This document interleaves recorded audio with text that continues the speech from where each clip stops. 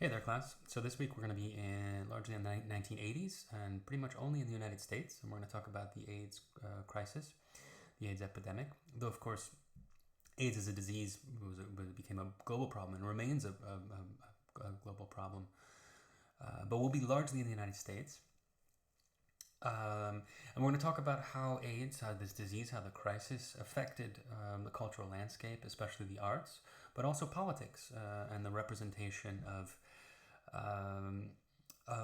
people's healths, of what the government should be doing for people's health, and it's wrapped up in what's now known as the culture wars. And we're still very much in the culture wars. If you haven't heard this term before, the culture wars are basically, the public social landscape of contested ideals, and the ways in which society should function. And you have there's a reason why it's called wars. You have those on the conservative side, on the right, especially in the 1980s, Christian conservatives, who think that the world should be set up in such and such a way, with certain values. Reagan and conservative politicians will talk about family values and that sort of thing. And then you have those who are more moderate and on the left, like liberals and progressives, who think society should be set up in a different way. Usually the one that's more inclusive, one that's more attentive to those that are precarious and those who live in non-normative ways. So you can tell a lot of these things are still with us, and they really kick off in the 1980s, and they have a lot to do with the emergence of AIDS as a disease, as a crisis in this country, especially for the LGBTQ community. So we want to start with a couple really galvanizing moments in the culture wars that have to do with this, like a constellation of ideas and issues and investments with AIDS and the arts in the 1980s.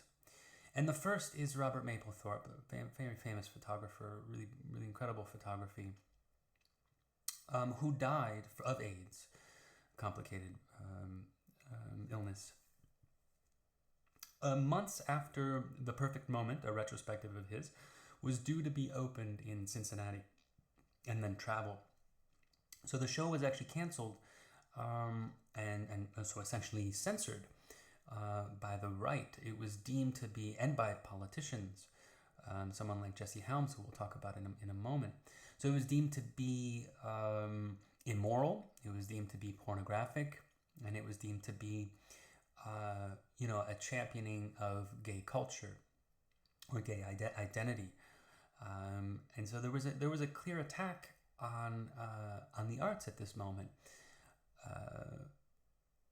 But in the early part of the 1980s, in 1981, on Warhol's magazine called Interview, which lasted for quite a long time, you had Nancy Reagan, the first lady at the time, and of course the wife of Ronald Reagan, who history has not been kind to him when it comes to the AIDS epidemic.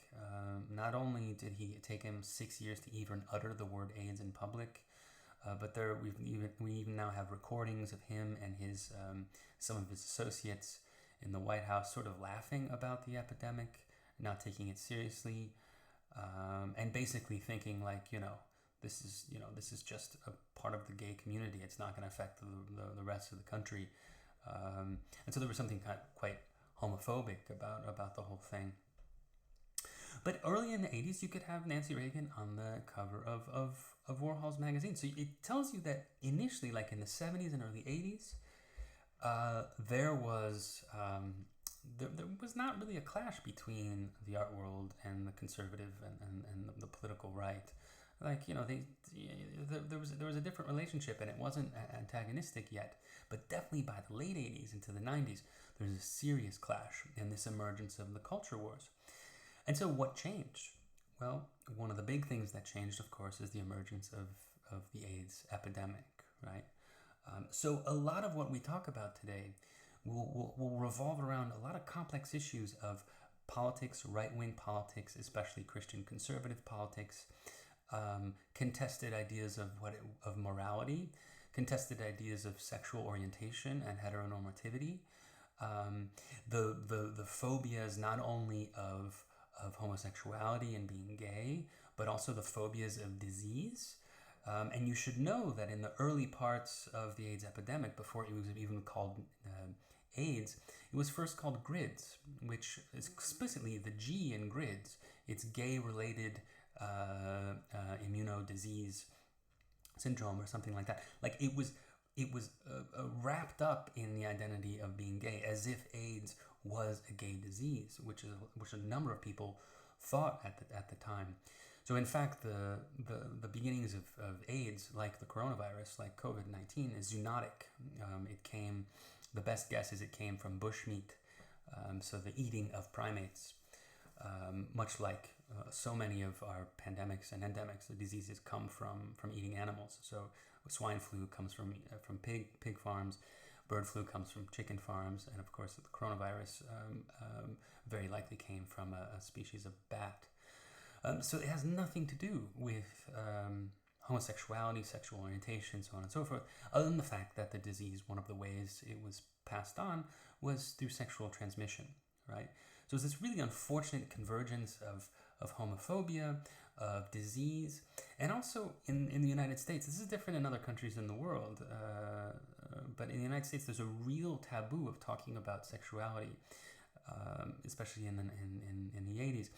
And especially sexualities that are non-normative, and by that I mean non-heteronormative, right? So all these things are working together at the time. And one of the big touchstone moments in the arts that got wrapped up in this political social moment was the Maplethorpe exhibition.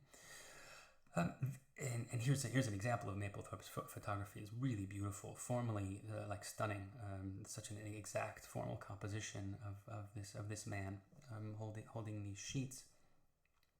And then you know, here on the left we have Jesse Helms, who we'll meet again later on in the lecture, in our discussion in the context of ACT UP. Here he is with Ronald Reagan. And just to give you an indication of how Maplethorpe's exhibition was wrapped up in censorship and the culture wars, is that Jesse Helms was a senator, and he even introduced a Helms Amendment, which would cut funding for the arts, the NEA, and imposed content limitations. So like if it had anything to do with sexuality or gay culture or whatever it might be, that it should not get funded by the U.S. government, really, by the people, right? By taxpayers. And he, history is not kind to him either. So he was pretty incredibly homophobic. He opposed governmental funds for AIDS research. He believed, like some people still believe today, on the very far Christian right, and not only Christian, that the disease was actually divine punishment from God for homosexuality. And I think he was also actually quite racist. So history is not kind to Jesse Helms, but he certainly had quite a bit of power at the time as a senator, and he was at the center of this culture war between Maplethorpe, the NEA, the arts, those on the left, and then those on the right, and those in power, like in the Reagan administration. The other really touchstone moment at this period was a work by Andres Serrano called Piss Christ from 1987, a photograph of a crucifix immersed in urine. And this is still quite a controversial work, as you might imagine. I think as recently as like 2011 in France, when it was shown, Catholics attacked it. They tried to destroy it. And so it's an interesting work in some ways. I can see how it would be how it could become offensive, but it has to be complicated a little bit, because Serrano himself considered himself to be Christian, and he didn't understand this work. He didn't think that this work was in any ways sacrilegious. And in some ways, there are a lot of art historians who point out that if you didn't see the name, which in some ways can be taken as incendiary, you just saw it, you might actually think it was like a beautiful image. It's actually a lovely photograph in some way.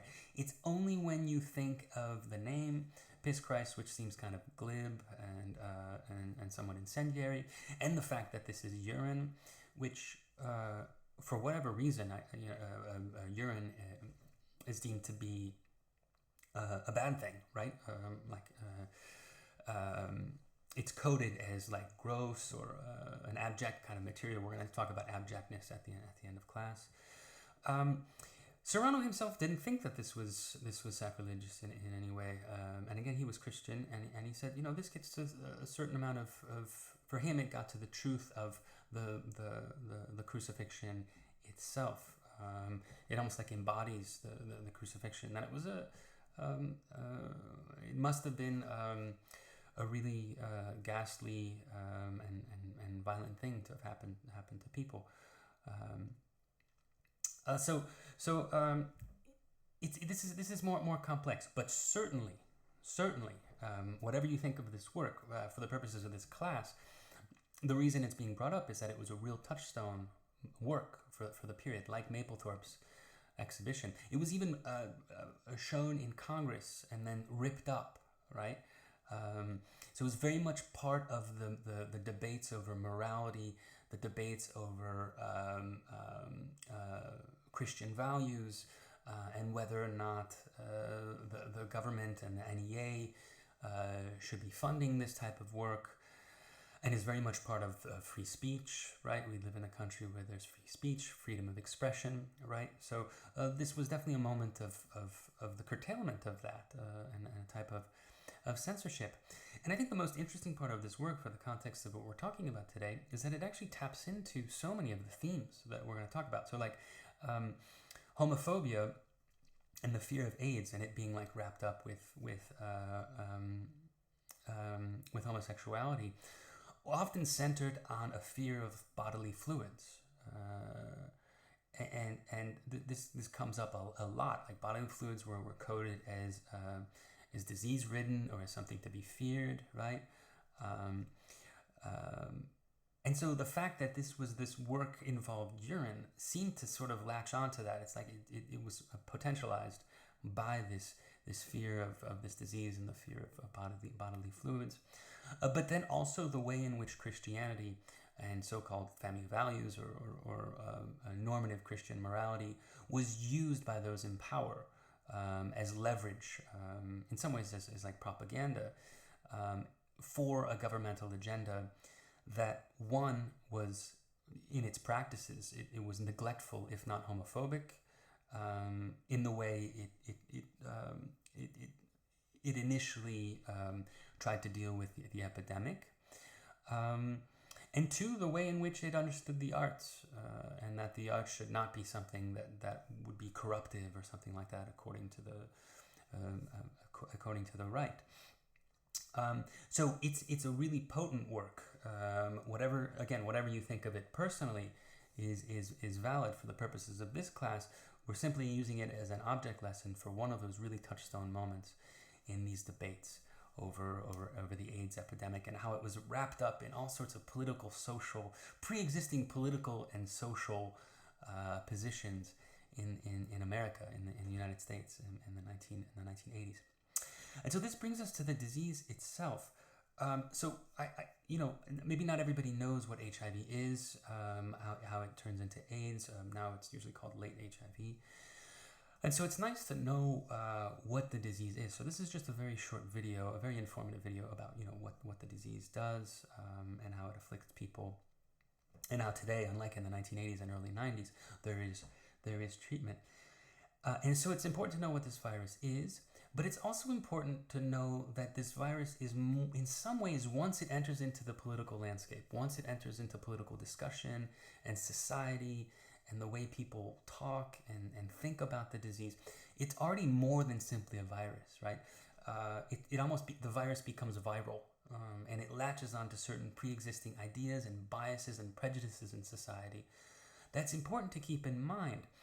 In some ways, I was thinking about this, and it's something we can talk about when we get together. Like, there's some ways in which it's hard to know what it'd be like to live in the United States in the 1980s, and to see your friends die all around you, and to have everyone utterly frightened of this disease, which was transmitted through blood and sexual transmission.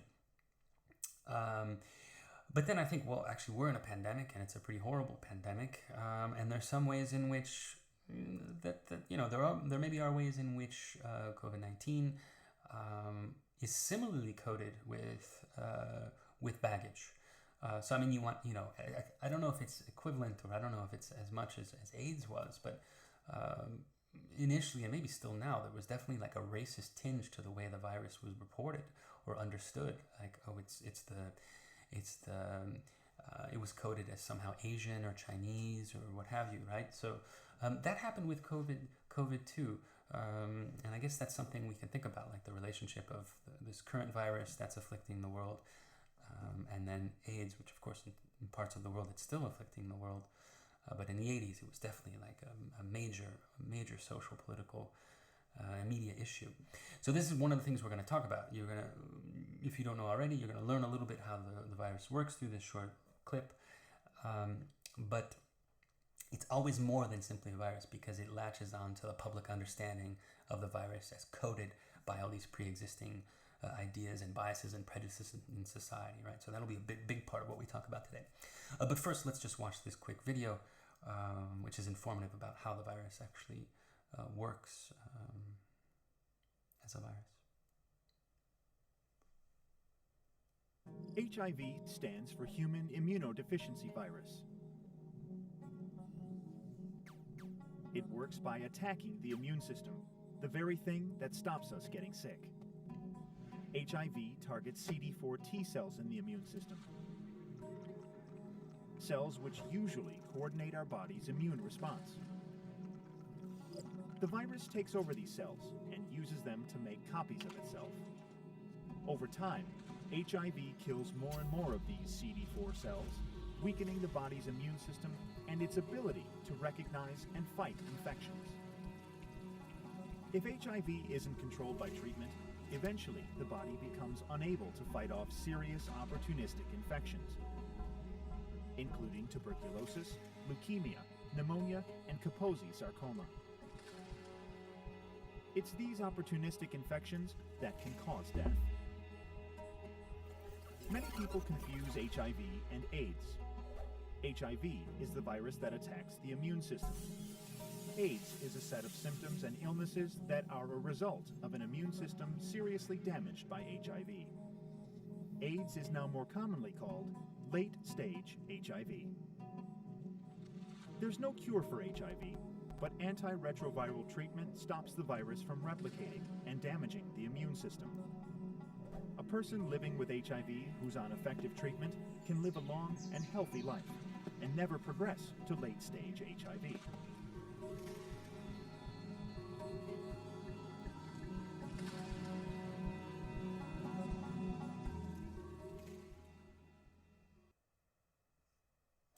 So again, it's good to know what the disease actually is and what it does, what it means to attack your immune system. But we should also be aware that the disease itself is taken up and is more than simply, it's taken up by culture and by politics and public discourse and society at large. And that it's more than simply, in some ways it's more than simply a virus, because it gets coded with all sorts of other things that are existing within society. And I think the more I've just thought about it while watching that little video with you, is that actually maybe there are more commonalities between COVID-19, this coronavirus, and the AIDS virus than I thought, than maybe I said a moment ago. But again, that's something we could talk about. And I say that because there at least I think it's still ongoing. It's unfortunate, but definitely towards the beginning, the virus was coded as somehow Chinese or Asian. There were ways in which the coronavirus was coded in these sort of racist, essentialist ways, which is unfortunate. And in that sense, it's actually quite similar to the way in which the AIDS virus was understood to be or coded as inherently gay, and that you had all sorts of homophobic energies in society that picked up the virus in this way. So there were some terrible things at the time. Like there were polls where a good segment of the population was for basically segregating people, segregating gay people, people with AIDS, segregating them from society, right? That's almost in some ways unbelievable. And then there were other things that are even worse. So this was in the UK. This was I think the front page of a newspaper at the time, and there was this vicar, this religious leader in the UK, and it says right there, I'd shoot my son if he had AIDS, right? And there's this horrible image of him with a gun, like pointed at this young man. So just imagine what this means for the virus. Like, the virus now becomes more than simply a virus. It becomes coated with all sorts of biases and prejudices, and fears and phobias, right, in society that were in many ways pre-existing. And of course, this image, and I'd shoot my son if he had AIDS. It doesn't take much of a substitution to think, oh, but he's also saying I'd shoot my son if he were gay, right? So this is all part of this discourse. And in some sense, this is important to keep in mind. I'm showing you this before we look at the works that we're going to study and the groups that we talk about, because in many ways, this media landscape and this cultural landscape is what artist groups are trying to fight against, right? To try to sort of debunk these forms of representation. And this is so inherently violent and traumatic, right? There's another maybe more subtle example that especially ACT UP, we're going to talk about, was aware of. And this would be the idea of the innocent victim of AIDS. So it's really well known. There was a young boy, his name was Ryan White. He was hemophiliac, which is a disease where you can't, if you bleed, you can't naturally coagulate your blood, and you risk bleeding to death. And he had a blood transfusion, but the blood transfusion was HIV positive. And so he developed AIDS, and he died at a very young age. And there was even a movie made about him, and he was this very quite large figure in the 1980s, a symbol of the AIDS epidemic in the United States. But the way in which he was presented, he was often described, and not just him, but others, as innocent AIDS victim, which meant that this was someone who had AIDS who didn't contract it sexually, right? And so groups like ACT UP would say every victim of AIDS is innocent, right? And so now we get to this idea of sexuality itself, especially in the United States, is difficult. It's always, for some reason in this country, which is, I think, very complicated, the idea of sex and sexuality, especially non-normative forms of sexuality and sex, which means heteronormative, have always been really difficult for people to talk about, right?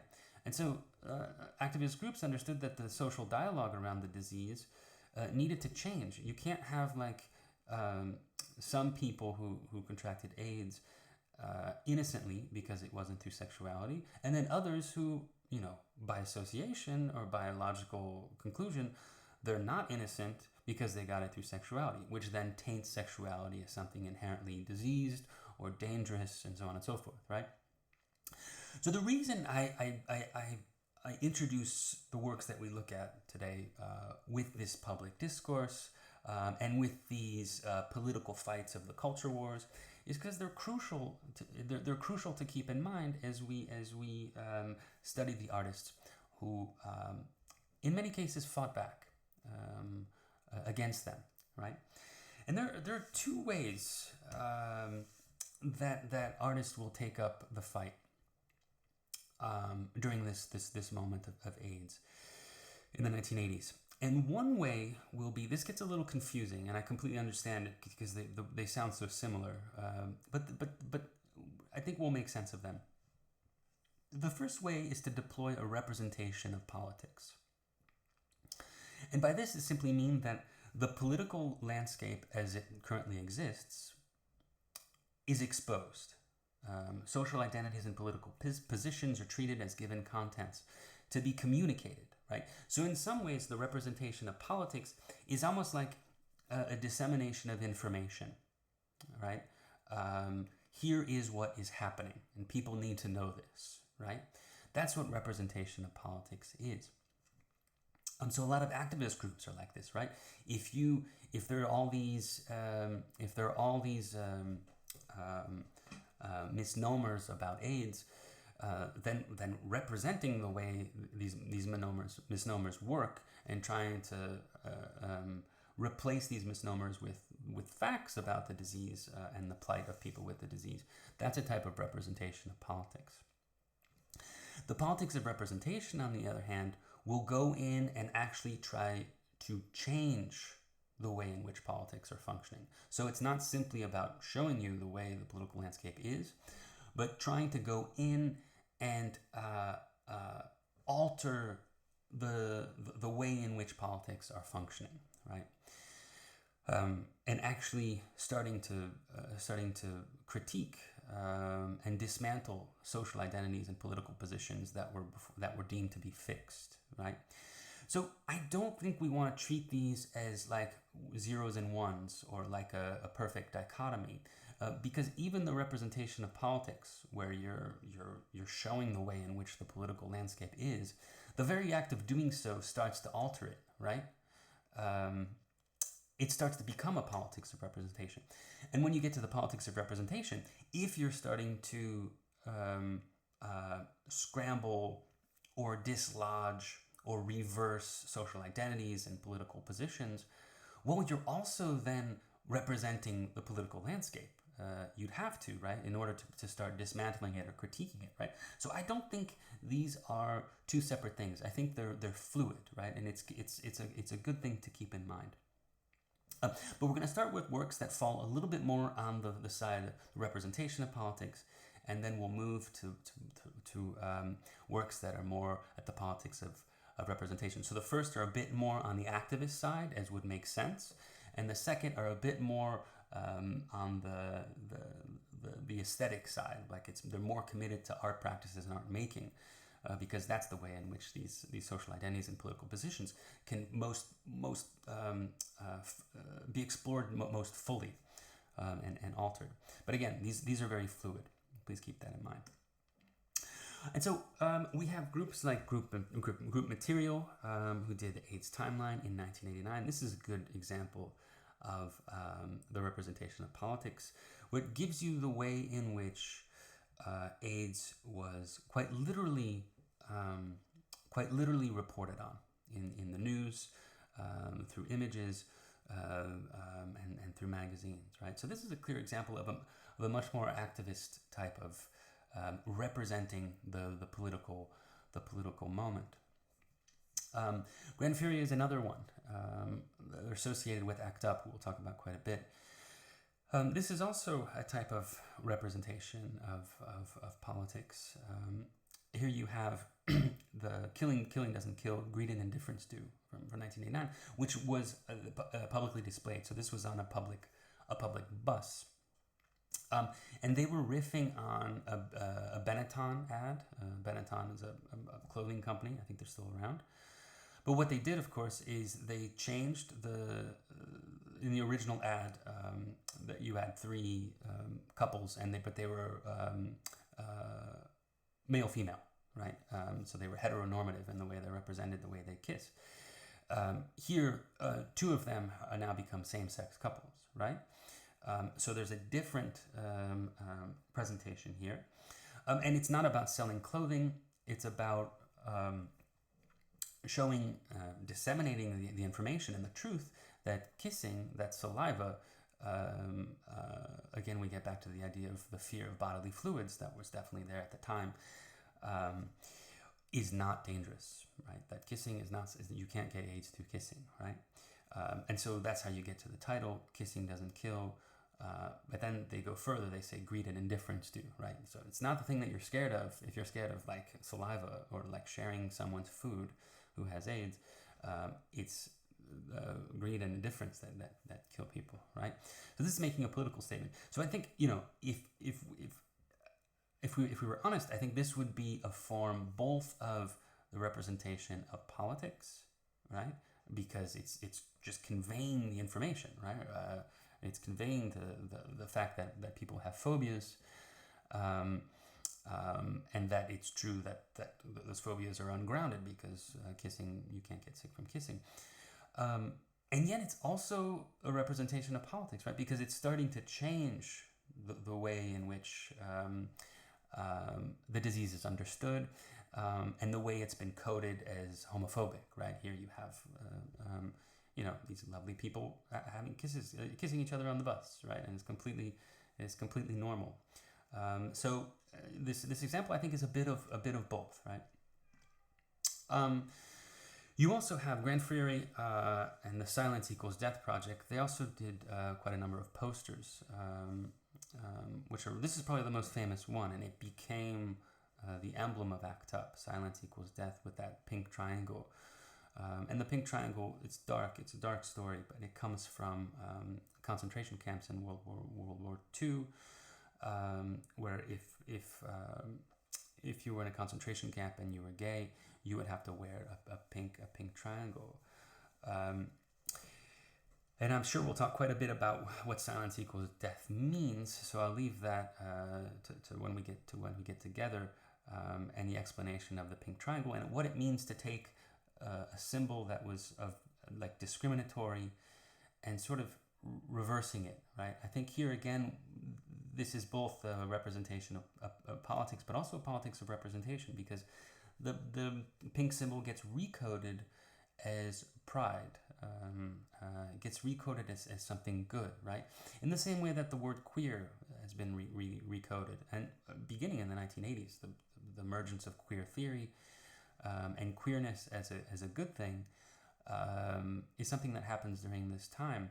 Whereas you may not know that queer was much more of a slur or a derogatory term before. So it's a term that gets reappropriated, right, by activists in a really interesting way. So that's going into the existing political discursive landscape and changing it and altering it, right?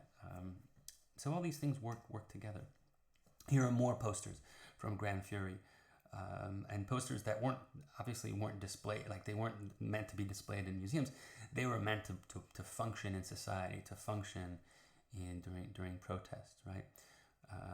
And I'm sure we'll talk about Grand Fury when we get to our discussion. So I'm going to move somewhat more quickly through this part. So this is ACT UP, the AIDS Coalition Unleash Power. It was an incredibly powerful group in the United States in response to the AIDS epidemic, and in many ways they forced so much. They forced the government to really come to terms and to really start dealing with the disease. They also did these wonderful public stunts, and I'll show you one of them, which is they went to the home of Senator Jesse Helms, who we talked about at the beginning, and they wrapped his house in one giant condom. And the condom was very much part of, and I suppose it still is, but very much part of the culture wars, because at the time, and I think it just changed, but the Catholic Church was against condoms. And of course, during an epidemic that's sexually transmitted, condoms were crucial as protective tools, especially before there was any treatment or medication. So what ACT UP did, they went to this Senator Jesse Helms' house and wrapped the whole thing in condom. And here's a wonderful local news coverage of it. I'll show it to you. And in the nation's capital, more gay rights groups are speaking out, this time with a message of safety. A demonstration by members of the AIDS group ACT UP, known for disruptive protests designed to draw attention to the spread of AIDS. But this morning, something most incredible. They unfurled a giant political message for Senator Jesse Helms. The means for the message, a 15-foot giant condom, which engulfed his Washington, D.C. home. The group was protesting Helms' stance against AIDS education. Police were called to the scene, but they didn't arrest anyone. So the preceding examples were all a bit more in an activist mold, a bit more on the level of representation of politics, where social identities and political positions are being communicated, right, and resisted, right. So again, like someone who's against AIDS education, the funding for AIDS education, which would of course involve safer forms of sex, to then cover the house of that senator with the giant condom, that's safely within the representation of politics. You're making an issue visible, but again, I think like a position, even there, like positions start to get challenged, and they start to change, they start to alter, right? So it's not only a representation of a political thing, discourse or idea, but it's also the representation itself is starting to come under scrutiny, right? Which is where we then get to the politics of representation. So keep these somewhat separate, but again, they do blend together. So with politics of representation, it seems to be much more about actually challenging the ways in which social identities are constructed and where political positions are held. So, I mean, think of things like stereotypes, right? Stereotypes of what it means to be any number of things in society, right? Especially the stereotypes when it comes to sexuality and sexual orientation. These are powerful things, right? So for artists to come along and start to change the way these stereotypes are actually, especially when they're nefarious, when they actually cause ill, they cause harm. This would then be more at the level of politics of representation, right? Where the representation itself, changing the representation becomes a political act, right? So I hope this is making sense. I know maybe this is repetitive, and I apologize, but I find there's often like a real that I have difficulty keeping these two straight, and I've come to just admit that they are the porous in some ways, right?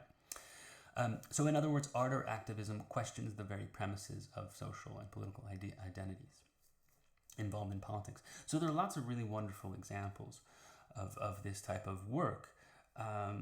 David Wojnarowicz, he was a really wonderful artist, and we'll talk more about him when we meet. But this is one of his work, Untitled, One Day This Kid. And this should ring a bell in some ways. This is a lot like the appropriation art that we were talking about before. So he takes the image of, you'd have to admit, this is like the all-American boy, and the all-American white boy, like out of Norman Rockwell or something like that, right?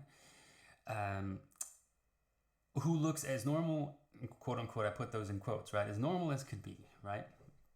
But then one of the things about the politics of representation is to question the way in which the very binary normal and abnormal function in society, and to try to argue and show that actually normal and abnormal, they don't work, and even the people that you think are normal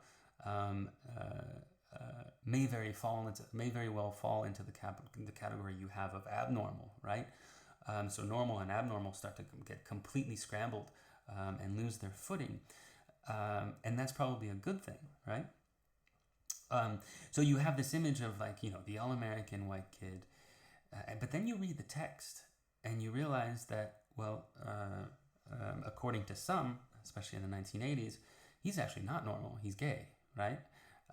And Wojnarowicz, I would definitely spend the time to read this whole text, because he basically, it's quite emotional to read. It's quite a difficult read, because he talks about all the ways in which this boy is going to be discriminated. And so in some ways, like, this image, at first, it seems to be an image that's safe for those who would deem normal to be good and abnormal to be bad. But then when they start to read, they go beyond simply the surface image. They realize, oh wait, this normal kid grows up to be gay, and then he becomes abnormal. Again, for those who think normal and abnormal are actually fixed things, which they're not. They're always negotiated within culture and within discourse and society.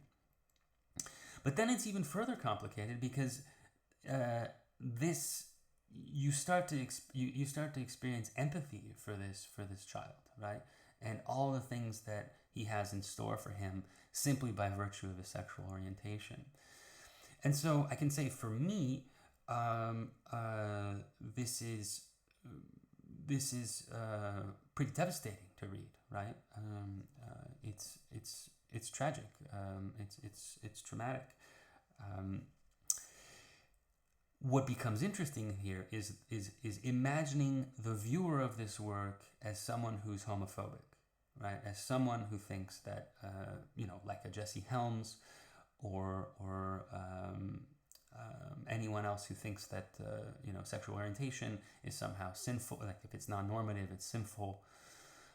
All of a sudden, they also maybe start to feel empathy, right? They also start to think, oh, wait a second, like this kid, he's gonna go through all this. Maybe they're gonna start to second guess their own biases and prejudices, right? So it can be a very powerful work in that sense, and I think you can see how it's not taking a given stereotype and just showing it. It's actually starting to subvert it, and even subvert what's commonly deemed to be good and bad, or virtuous and sinful, or normal, abnormal, right? It's a very simple work formally, but it's actually quite powerful and sophisticated in the way it works between image and text, right? So it's a really incredible work. You also have someone like Felix Gonzalez Torres, who was part of Group Material. He was active in these activist collectives at the time, but he also has a body of work that's gone down as he's gone down as one of the most important artists of the late 80s, early 90s in the United States. He was a Cuban-born American U.S. artist, and he had this installation practice. Which at first appears very simple, and he's definitely tapping into like an established language in the art world. So if you've studied minimalism and post-minimalism, you'll recognize this as a type of floor scatter piece or a corner piece from post-minimalism. But whereas minimalism and post-minimalism was like more cool and formally severe. And it's certainly like, especially in minimalism, you would never want to touch a work by a minimalist artist. Felix Gonzalez Torres did work that was much more inviting, where you were actually encouraged to interact with the piece. We're going to talk about participation art later on in the semester, and he's one of the early artists talked about as a participatory art, where you actually participate in the work. So this is one of his candy spills. It's called Untitled Portrait of Ross, and it's a pile of candies. That over the course of the display of the work, the public, anybody can go and pick up a candy, right? So it's this type of gift. It's the artwork as a type of gift that gives to the public, unconditional type of gift, right? It's a type of economy that isn't about supply and demand or repaying or debt, but it's just a pure gift, right? There's a way in which scratch that. So it's a type of gift. There's a generosity. But Felix Gonzalez Torres was definitely impacted by the AIDS crisis, and he was very much part of it. And his work, in a much more aesthetic or artful way than the more direct activist works that we've studied, engaged with the time, with this epidemic. So his partner, his name was Ross. He died of AIDS, and then a few years later, Felix Gonzalez Torres himself will die of AIDS in the early 90s. And so while this is this really beautiful idea of the work of art as a gift, and it's candy, it's sweet, right? The whole thing is actually quite bittersweet. Often his candy spills are portraits, or types of portraiture of people he knew. And this one is a portrait of his partner. And what he does is, at the beginning of the installation of this work, the candy is weighed to be the exact weight of his partner, Ross, at a healthy weight, so like 170 pounds or whatever it is, right? And then, of course, over the course of the exhibition, the weight starts to waste away, right? It starts to diminish the more candies are taken. And so this is then like a sort of tragic, poetic, bittersweet kind of element, component to this work, because quite literally, when people have AIDS, they start to waste away. They lose weight, and they as they succumb to the disease. And so there's a really sort of bittersweet and sad edge to this work. But again, it's changing the way in which the disease is being represented, right, in a much more subtle way, right? It's not something to fear or be phobic about. It's actually, in some ways, inviting, and almost like a memorial, like a sort of like a celebration or a giving type of exchange and giving. So it starts to change the way in which the disease is understood through this installation work, right? And there are other really beautiful works by him. So very, this is more in the mold of the ready-made, which goes all the way back to Duchamp in the first part of the 20th century, or someone like Dan Flavin, who used fluorescent light bulbs in minimalism. But again, this is a much more poetic and personal and emotional deployment of the ready-made. So it's not simply that he went out and bought 2 light bulbs and then hung them up on the wall. The real poetic undertone of this work was when you start to realize, this is a couple, right? So we start to anthropomorphize these 2 light bulbs, and they're sort of like touching each other. It's really kind of lovely. And they're hanging there, like suspended. But then you realize, over the course of the life of these light bulbs, one is going to burn out before the other. It's very unlikely. The probability of both of them going out at the same time is very, very unlikely, right? So then you get this sense of time, and you get this sense of life, what it means to be in love with someone else, and then the really difficult realization that it's not forever, and that one of you will probably die before the other, right? And this becomes all the more acute and pressing when you're in an epidemic, right? And friends and family and lovers are dying all around you in the 80s and early 90s, right? So it becomes a type of ready-made that's charged with incredible emotional weight, right? Same thing with his very famous clock. This is Perfect Lovers. So these are 2 clocks that are set at the same time, and they're both rolling, they're both setting time, but of course one of the clocks will stop ticking before the other, right? So very beautiful. The economy of means of these works are very minimal and straightforward and streamlined, but the poetic meaning of them are just so deep and profound. And here's a note that he wrote to his partner Ross from 1988. In some ways, like explaining the clocks. It's a very beautiful way of describing of what it means to be a relationship, which means inherently to be in time, to be synchronized with someone else, and it's a really lovely note. So go ahead and pause it if you want to read the whole thing more carefully and more slowly, because it's definitely a nice accompaniment to his Perfect Lovers. And so let's end now with one other term that I'd like you to learn, and that's the abject. And this is a physically charged substance, which exists somewhere between, this is the fancy definition of it, a physically charged substance, often imagined, which exists somewhere between a subject, or a person, and an object, or a thing. It's both alien to us and intimate with us. And exposes the fragility of our boundaries and the distinction between the inside and the outside. And so the abject is something that, to be a little bit more common to everyday language, the abject is something that's kind of gross, like it grosses us out. But the reason it grosses us out is that it's actually connected to us in some ways, right? So think of like hair, or fingernails, or excrement, or I don't know, your breath, especially like, bad breath or something like, it's parts of the body that exist somewhere between, like, yeah, it's my hair, but it's not really me, right? Like when my hair, it's on the ground and it's been cut or whatever, or my fingernails or whatever it might be. It is me, but it's no longer me, right? And those are all just like kind of stupid examples of the abject. The reason why it gets so important, and the reason why the abject hooks up with what we've been talking about today, is that in many cases, like, it exposes the way in which what is me and what is not me is not as secure as I thought it was, right?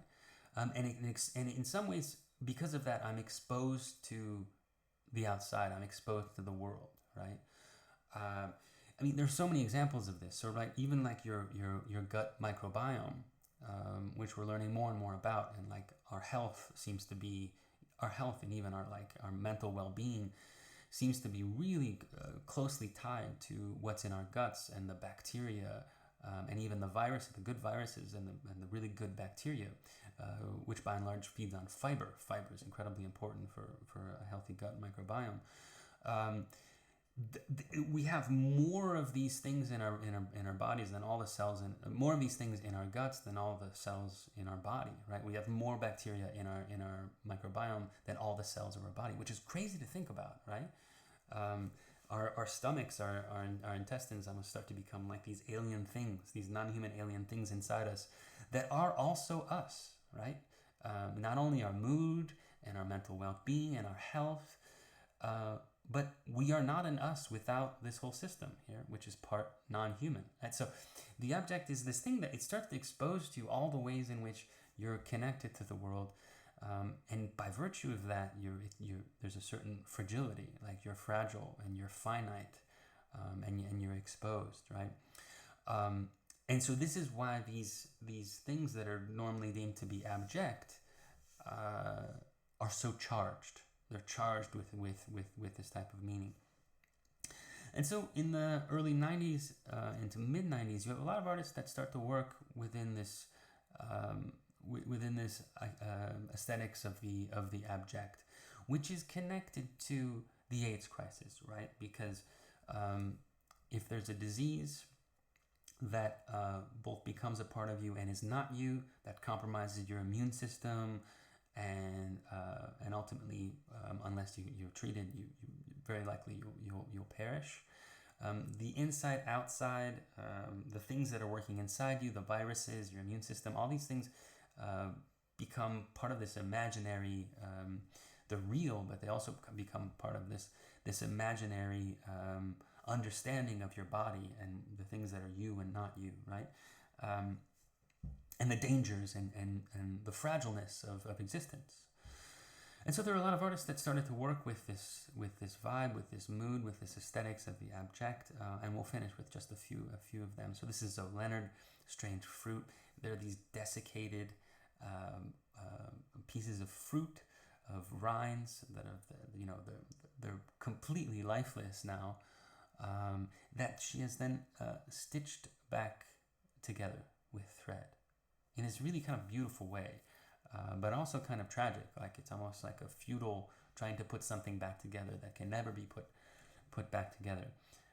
Although there are a number of different readings of this work. So here's a whole installation of her strange fruit. And food itself can become an object of abjection.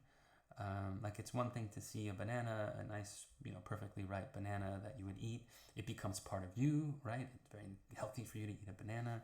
But then when you see something that can be part of you, that literally makes you, like on the ground, completely desiccated and rotting, then it becomes an abject.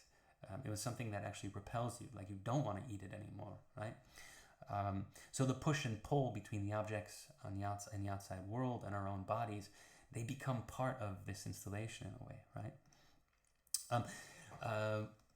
So Leonard was influenced by Gonzalez, who we saw before, who did this it's quite beautiful sculpture, bread sculpture. It's just a piece of bread that's been sliced, and now with red thread, it's trying to be like put back together, and of course it never can.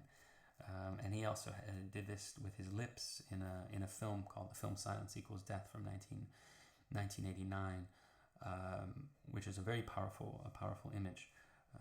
And we're going to be talking about Gonzalez more when we meet, so these images will likely come back up. You also have someone like Rhonda Pondick, who, like Zoe Leonard, had these little objects they're like really threatening. And here we get to it's almost like a one-to-one correspondence with the abject, like hair, teeth, tongues, like these things that are part of us. But what happens when you lose a tooth, or you lose hair, or whatever it might be, right? Then you start to think of disease. You start to think of things that were a part of you. They're no longer a part of you. You start to think of deterioration and threat, right? And fear. These are very visceral little sculptures that come at you. So they're very much part of the abject. You also have someone like Kiki Smith, who did these type of sculptures. So you're starting to see a theme. There's a trend of the afflicted body on the back, like in this one, the pool of blood. This sculpture, which is like lying on the ground in a fetal position, like the spinal column is actually on the outside of the body, which then becomes really uncanny and abject. Like it's not where it should be, right? The inside and the outside are getting reversed. And it really does something to us. So all these works are very, like one of the things they have in common, they're very visceral, and they give you like a real strong feeling, and often like a negative, difficult feeling, right?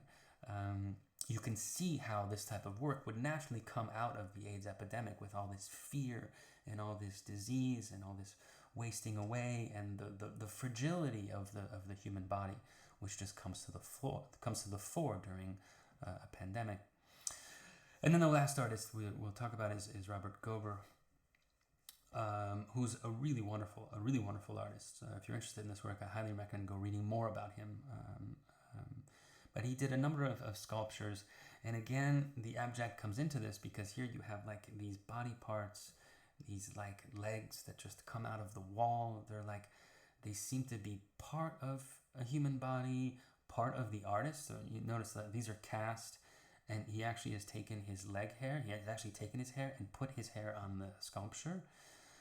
So then it really starts to become this uncanny, almost alive but dead, zombie-like limb, right? Also, so then part of the abject, part of the fragility of the body. And then, this is only one of the types of work. He did all sorts of different types of works, but often he would include like candles in the body as part of the work.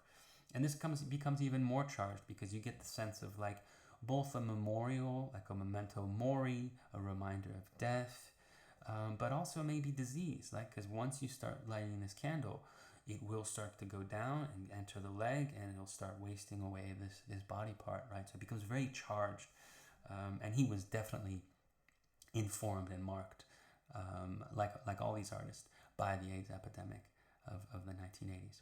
So we've looked at more activist type art collectives, and now we've looked at works of art that are more within like a gallery, art world, formal dimension, but I hope you see that they actually work in tandem. They work together. And so it might be interesting to talk about like which one do you think is more effective, the representation of politics or the politics of representation, the more activist type of art, or the type of artworks that are more formally experimental and visual, and part of a visual language that's more within the art world rather than the activist world. That might be something interesting to talk about. Okay, everybody, I hope you found this interesting, and we'll talk soon.